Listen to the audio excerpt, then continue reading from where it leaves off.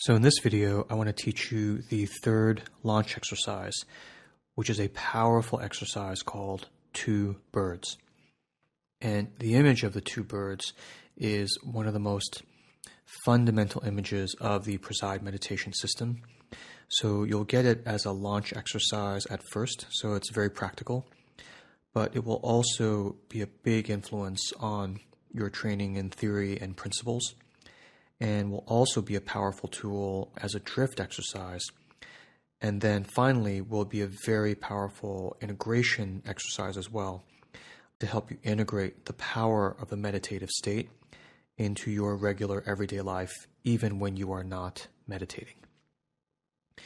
So the two birds image comes from India, and it comes from the Vedas, which is the scripture of Indian Hinduism. But the image itself is not religious. It's just an amazing visualization for you to use. And a bit of background here is that about 80% of the Vedas is basically scripture on, how to be a good Hindu. The rites, the rituals, the holidays, how you marry, and all these different things. And then typically the last portion of the Vedas are a set of documents called the Upanishads. And the Upanishads are really a manual for, that last part of your life as a Hindu, when you have discharged all your family responsibilities, you've contributed whatever you're going to contribute to society, and now you're just going to, quote unquote, wander off into the forest and be alone and attempt to realize the true nature of reality and to attain enlightenment. So the word Upanishad actually generally translates into sit up in close to, Upanishad, which alludes to the fact that this part of the scripture was historically conveyed orally from teacher to student, and they would be sitting close together. And the teacher would basically just transmit all of this verbally. And I know all that sounds really exotic and, maybe a little strange and unfamiliar. But, to give you a bit of perspective here, the Upanishads have been well known and thoroughly studied by Western philosophers for pretty much, the last couple to 300 years.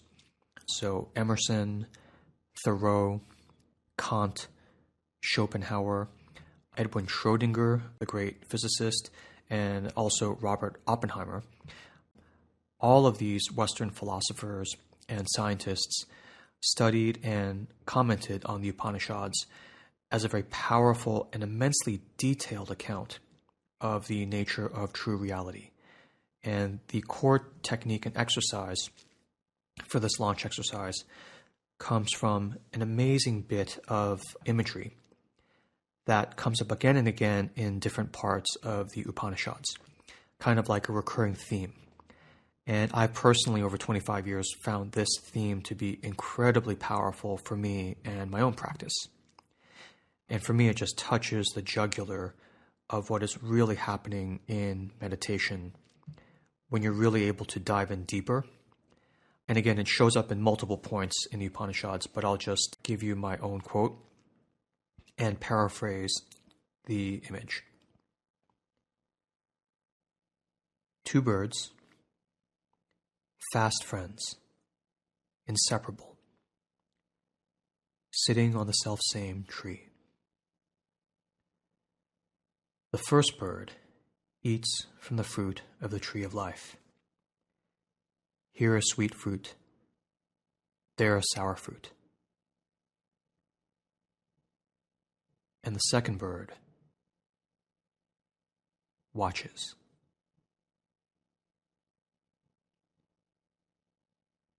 That's it. So the first bird obviously is your regular practical self. But the point here is that the second bird is also fully you, just as much as the first bird is, equally. And what this means is that you are also the watcher for everything that happens in your reality and in your life. And in fact, ideally, the two birds should be equally weighted 50-50 because they're really just two sides of the same coin of you and who you really are. But in reality, you spend about 99.9% of your time and attention in the seat of the first bird, and you basically spend 0% of your time in the seat of the second bird, even though it's always there. So remember back when I said that you had a monkey mind and a kind of, non-monkey mind, or I called it the non-thinking mind. And I talked about, working out the muscle, the meditation muscle of your non-thinking mind. Well, here it is again in this two birds imagery. The first bird is essentially your monkey mind. And the non-monkey mind, the non-thinking mind we talked about earlier, well, that is the second bird. And all it does is watch. It doesn't do anything else. Right? So in that visualization, that is the act of meditation. When you meditate, basically all you're doing is you are shifting your attention, or it's like you're shifting your center of gravity from the seat of the first bird over to the seat of the second bird. And it's still you, right? And it's always there anyway, just like a heartbeat.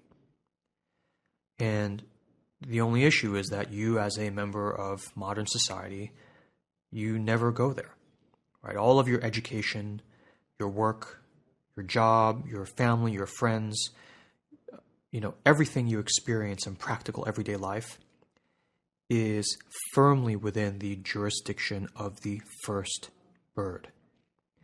Because that's the bird that discerns. That's the bird that says, I like this and I don't like that. This is a sweet fruit. This is a sour fruit. This is good. This is bad.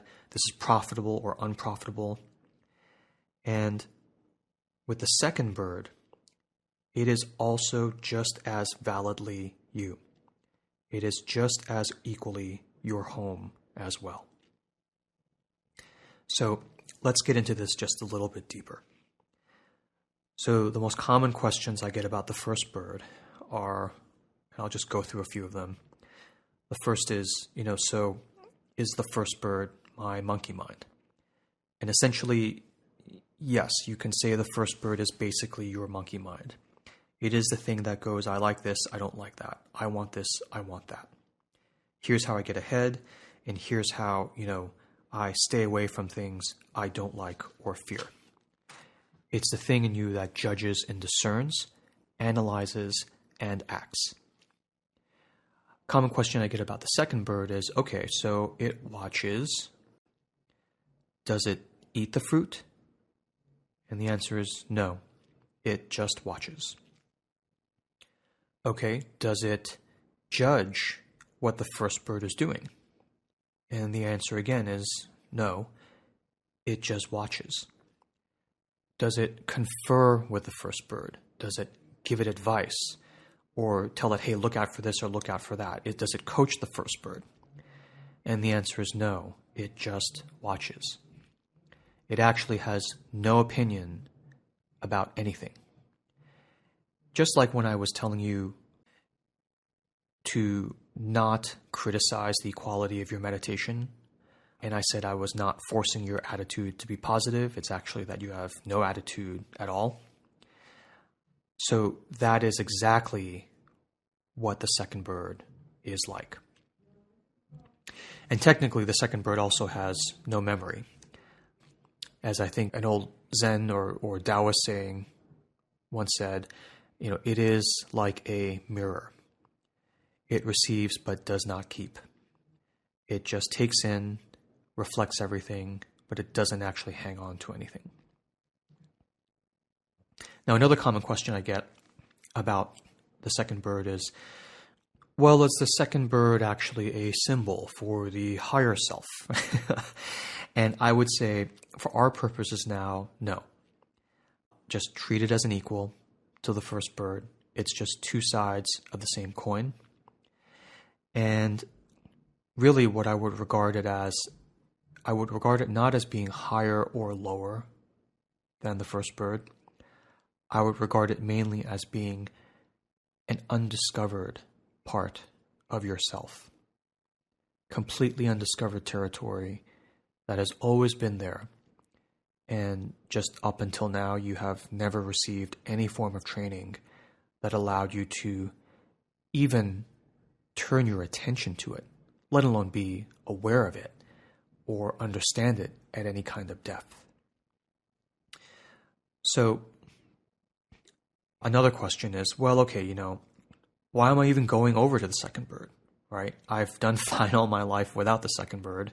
Why should I bother with it now? Well, the answer to that is when you shift over to the second bird, that is the act of meditation. When you shift your gravity over to the second bird and are able to preside there for an extended period of time, it's exactly then that's when you'll be able to hit the ocean of bliss. And if you preside there for even longer, you will be able to get to the phase of awareness that is actually even beyond the ocean of bliss. We'll get to that in a future video. So the final way to think about the two birds is that actually it's kind of like you have two homes, right? And they're both your primary homes. But the problem is you end up spending all of your time in the first home, and that's fine. That's your choice, right? They're your homes. You do whatever you want with them. But the thing is, anytime you want, there is the second home, and you can go to it anytime. You have it, and you typically never do go to it. But now that you've learned this technique, you can slip over to the home of the second bird anytime you want, right? Because it is your home.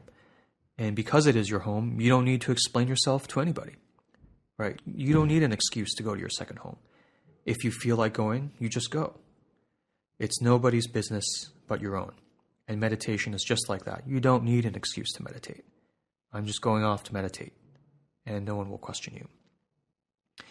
So with that, what I'd like you to do is to go ahead and click on the actual launch exercise itself and go ahead and do and try out the two birds launch exercise.